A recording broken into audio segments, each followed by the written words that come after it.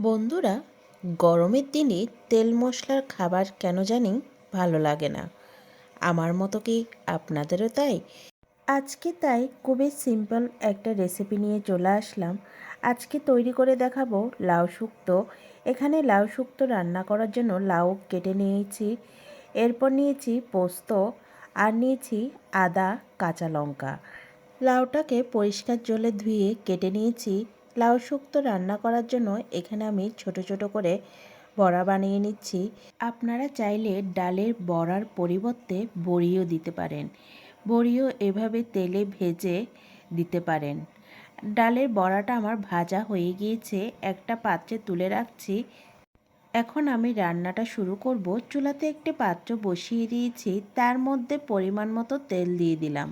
তেলটা গরম হয়ে আসলে এর মধ্যে একটা তেজপাতা দু টুকরো করে দিলাম, এরপর দিলাম পাঁচফোড়ন। তেজপাতা আর পাঁচফোড়ন লাল লাল করে ভেজে নিয়ে এর মধ্যে দিয়ে দিচ্ছি পোস্ত, আদা আর লঙ্কা বাটা।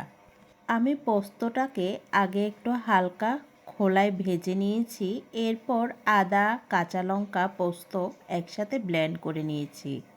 এবার বাটাটা দিয়ে কিছুক্ষণ ভালো করে একদম মিডিয়াম আঁচে এটাকে কষিয়ে নিচ্ছি। এখানে অল্প কিছু পরিমাণ জল দিয়েছি।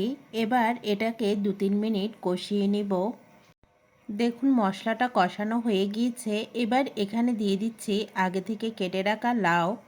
ঢাকা দিয়ে 5 মিনিট এটাকে রান্না করে নিচ্ছি। 5 মিনিট পর ঢাকাটা উঠিয়ে মশলার সাথে লাউটাকে খুব ভালো করে মিশিয়ে দিয়েছি। এরপর স্বাদ মতো দিয়ে দিচ্ছি লবণ। এরপর নেড়েচেড়ে আবারও ঢাকা দিয়ে 10-15 মিনিট এটাকে রান্না করে নেব। দেখুন লাউ থেকে অনেকটাই জল বেরিয়েছে। এটাকে আমি হাই আঁচে আরও 10 মিনিট রান্না করে নেব। দেখুন 10 মিনিট পর জলটা অনেকটা শুকিয়ে গিয়েছে। দেখুন অনেকটাই ঘন হয়ে এসেছে। এবার এখানে দিয়ে দিচ্ছি ভেজে রাখা বড়া। ডালের বড়াগুলো দিয়ে দেওয়ার পর আবারও নেড়েচেড়ে আরও 10 মিনিট এটাকে রান্না করে নেব। এরপর এখানে দিয়ে দিচ্ছি সামান্য একটু চিনি, এরপর দিচ্ছি সামান্য একটু গরম মশলার গুঁড়ো, আর দিচ্ছি সামান্য একটু ঘি। এখন সবগুলো উপকরণ ভালো করে মিশিয়ে নিয়ে ঢাকা দিয়ে আরও 5 মিনিট এটাকে রান্না করে নেব।